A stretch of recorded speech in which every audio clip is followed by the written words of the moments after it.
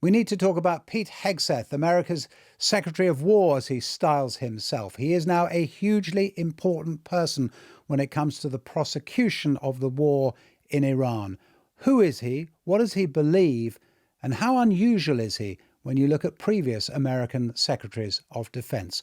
Welcome to Americast and to my conversation with Eric Schmitt, who is the national security correspondent of the New York Times, a job he's done since 1990. Americast from BBC News.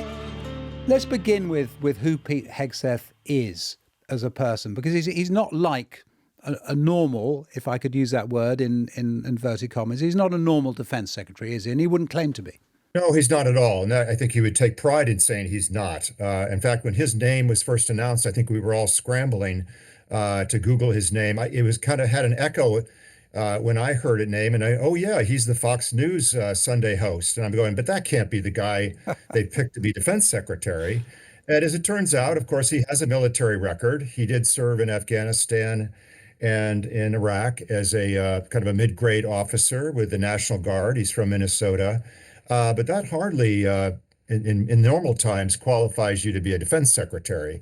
Typically, that's a senior statesman. If you think of a Don Rumsfeld kind of character who served in Congress as a White House chief of staff, maybe he was a retired general like Jim Mattis or Lloyd Austin, somebody with some credentials. And I think the main credential here was that President Trump had seen and liked him on his performances on Fox News, and that was the voice that he wanted over at the Pentagon. So how does he organize things? Because he obviously does not have, he simply doesn't have the experience in bureaucracies that it might take to make that work. Has he separated himself off as a kind of leader, totemic figure at the top of it, and let other people do the kind of grunt work, as it were, but the important work of organizational things, or what? Yeah, typically the defense secretary in the American system is kind of at the top and picks one or two or three main issues to really focus on. Obviously, they work very closely with the president and the rest of the cabinet, but he leaves the day-to-day workings of the Pentagon and kind of the inner grits of that to a deputy defense secretary and all the kind of higher level civilian aides. And of course, then the military runs quite a bit of it as well. So he picks, a good secretary will typically pick one or two items to focus on. And Hegseth, when he came in, made it very clear that his first and foremost objection was going after DEI, diversity, equity, and inclusion. He felt, and he had written about this in previous books and in podcasts and on his Fox News programs, he felt that the United States military had gone woke. It had basically bent over backwards to accommodate minorities, to accommodate women, and that the military that he enlisted in, sometime after 9/11, really to go after enemies of the country, had really gone soft. And so what he was trying, and what he's talked about repeatedly in his writings, and certainly after he came in as as secretary, was to inject more lethality and combat effectiveness inside the United States military, and that we'd gotten bogged down in these wars, the same ones that he'd fought in Afghanistan and Iraq, and we had to get away from that mindset and really start thinking more broadly to future type threats, whether they be in Russia or China, or as this administration now is focused on the Western Hemisphere and defending the homeland, and also of new technology. So I think those are kind of some of the big issues that he took on right away.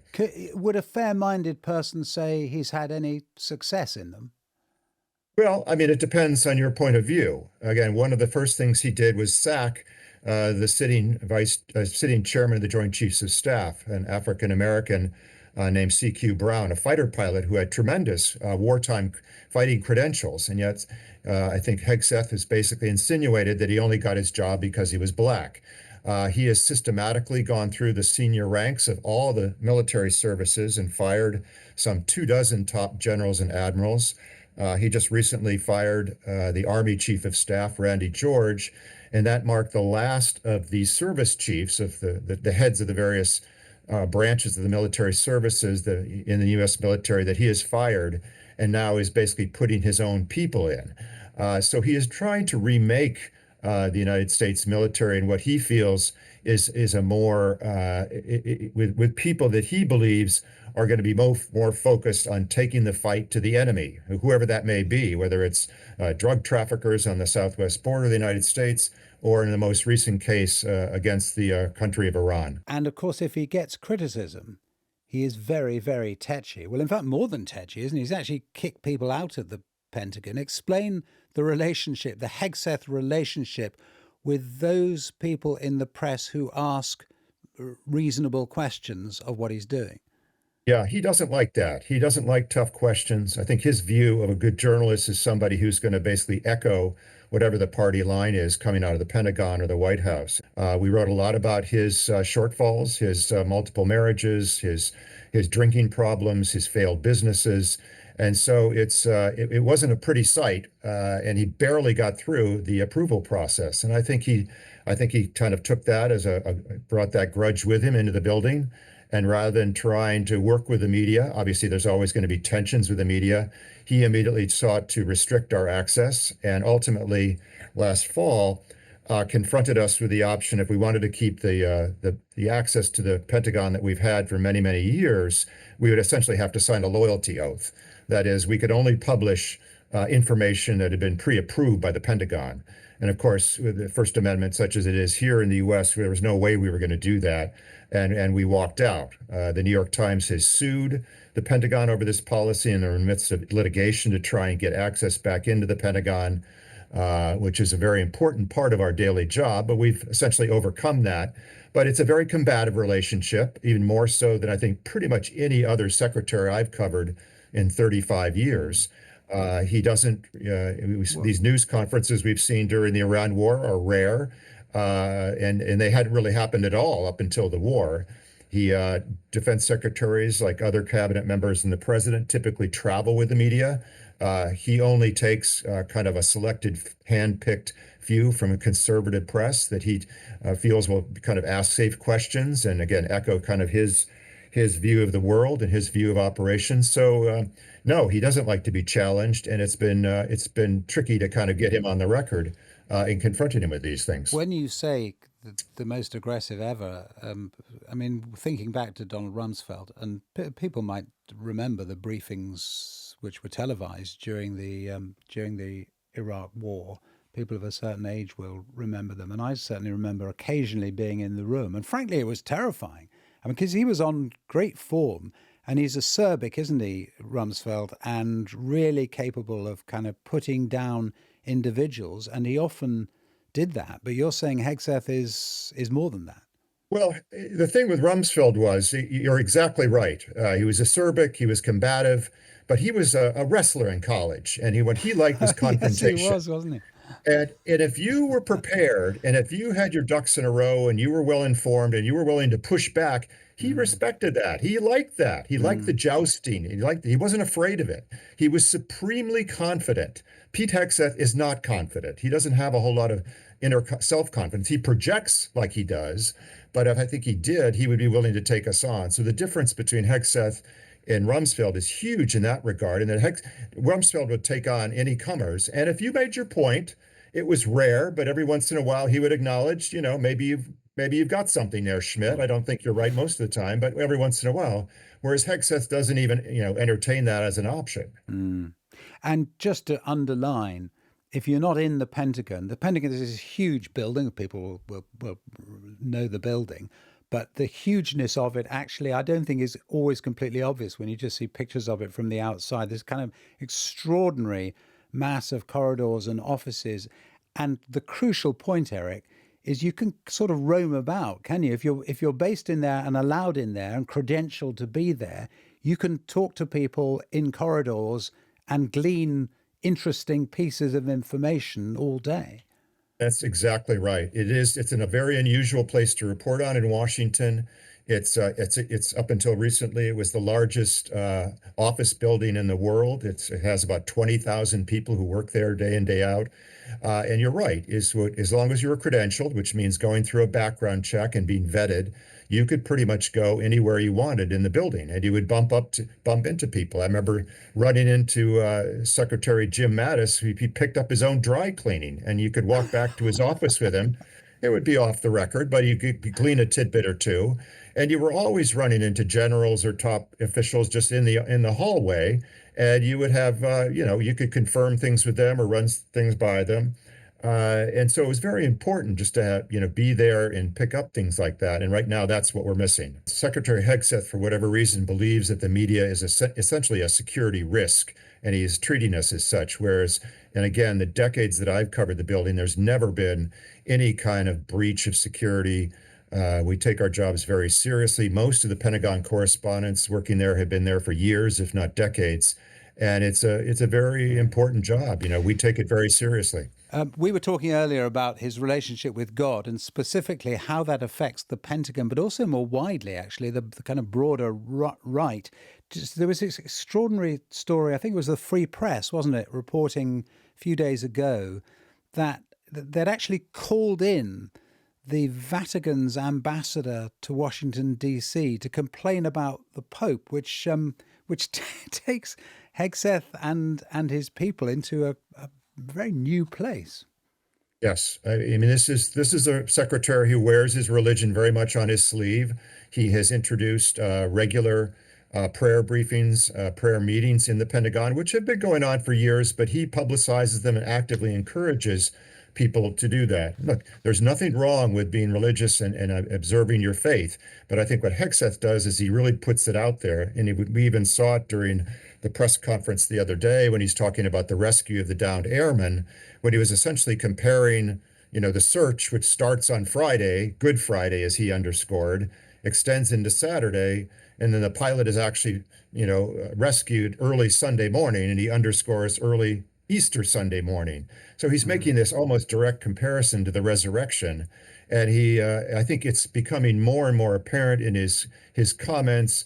He believes God is looking over American troops. God is making, is willing the Americans to victory. There's almost this kind of crusade-like, tone to some of his comments. And of course, he's been criticized and questioned about some of the tattoos that he wears, some of which are associated with the hard Christian nationalist right here in this country. But I think to a lot of Brits, I mean, we have the audience of this podcast is around the world, and plenty of people listening now will not be British, or indeed quite a few of them will actually be US citizens. But for Brits, it's always been fascinating to us the degree of religiosity that's sort of acceptable at the top of American society. And you think back to George W. Bush and Tony Blair and their relationship. Sure. I remember Tony Blair being asked here by my former wonderfully esteemed colleague, Jeremy Paxman, whether he prayed with George W. Bush before they sent troops to Iraq. And the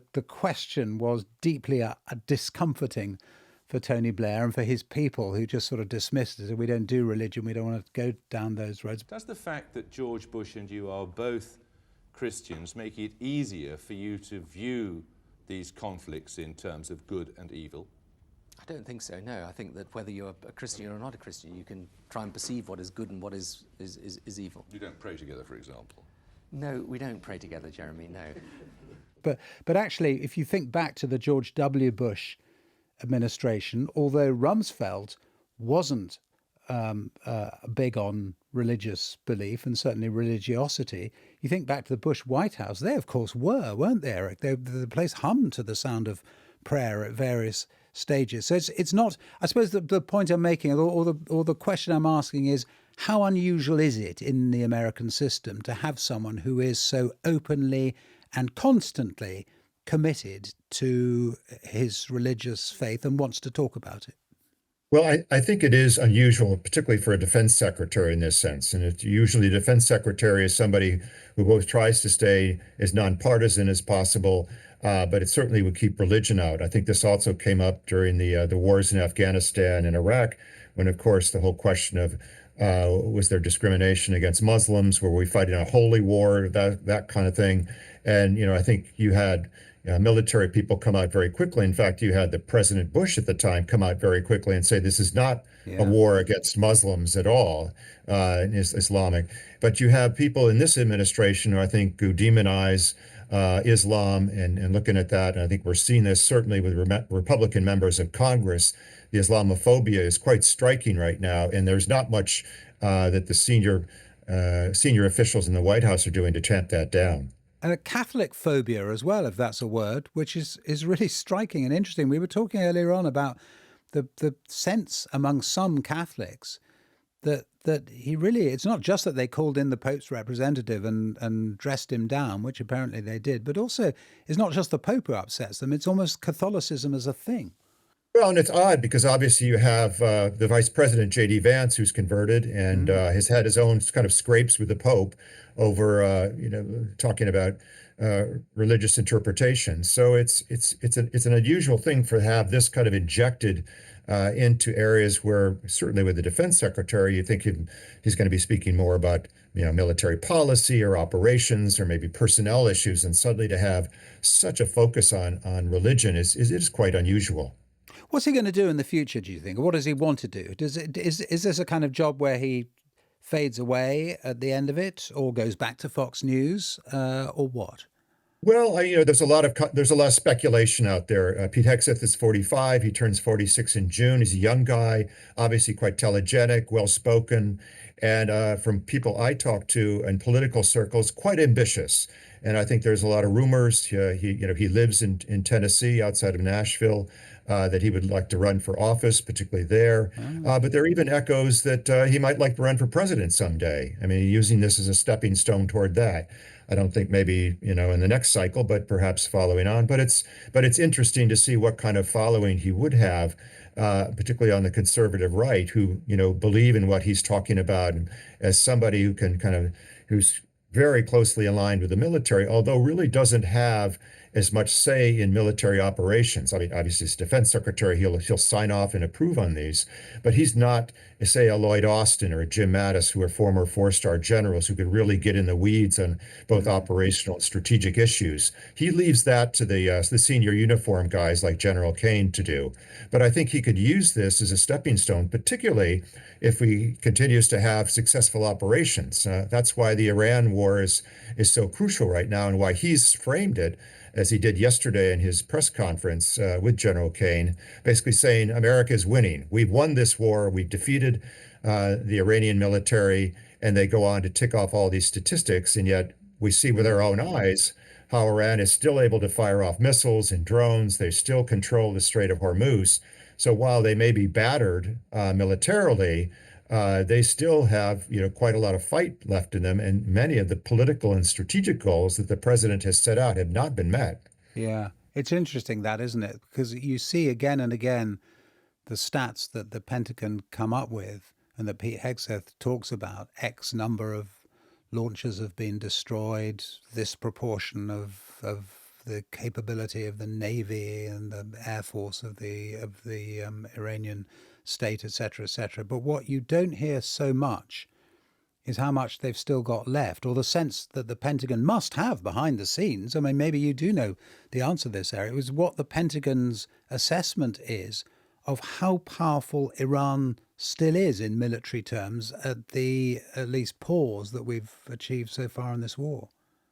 Well, in fact, we wrote an article last week with a colleague of mine where we basically said, according to internal Pentagon estimates, that the Iranians still have as much as 50% of their missile stocks. They still have roughly 50% of their drones, their one-way attack drones, in storage. Now, much of their ability to rebuild and build new drones and new missiles has been destroyed, as has much of their Navy. But still, they have a lot of capability. What we also reported was a lot of these missile silos that the American bombers have hit. The Iranians have been able to go and basically dig them out again and reuse them. You don't hear much of that from Pete Hegseth. And the other thing that's interesting is kind of watching him as he kind of revels in the glory of combat and the glory of death. And listening to him talk yesterday about how the military was ready to execute on the president's threat to basically bomb, the country of Iran into extinction. These very dramatic threats, these existential threats that the president made, and for all accounts, Pete Hegseth was all behind that. When I talked to senior military officers, they said, no, we're not going nearly that far. All the targets we have on our list have all been cleared, as lawful targets. But Hegseth is a great cheerleader, and one of the criticisms is that he has basically sugarcoated a lot of the analysis that goes to the president, and that the president's not getting some of these statistics we just discussed about what Iran has left in its inventory. What the president sees are basically every morning he gets a 2.5 minute montage of a lot of targets being blown up by various bombs and missiles. Yeah. But what he's not being told, at least not in a forceful way, is what even though it's military weakened, no question about that, Iran still has a lot of capability left, as they demonstrated last week when they shot down, one American fighter plane with 2 pilots and shot down another that was looking for them. So it's that's kind of the situation where we have now. Eric, I don't want to get you into more trouble with him, but before we finish, can we talk a bit about his wife? Because you mentioned his political ambitions and more generally the kind of person he is and the impact that he's tried to have. Is it fair to say that a fair bit of that seems to come from her? Certainly, the inner circle people that I talk to from Hegseth talk about Jennifer, his wife, his third wife, now is one of the most influential advisors that he has, kind of both spiritually, personally, and professionally. I think she is very important in supporting him, obviously, as most wives are for their husbands. But she has been, and particularly early on, you saw her showing up in important meetings, even kind of like one with some NATO advisors early on. So she plays a very important role behind the scenes for the secretary. I think she's really his rock. Okay, I'm going to let you go. Eric Schmitt, a national security correspondent for the New York Times, who's been doing that job for many a long year. Real pleasure to talk to you. Thank you so much for sparing us the time. Thanks for having me on.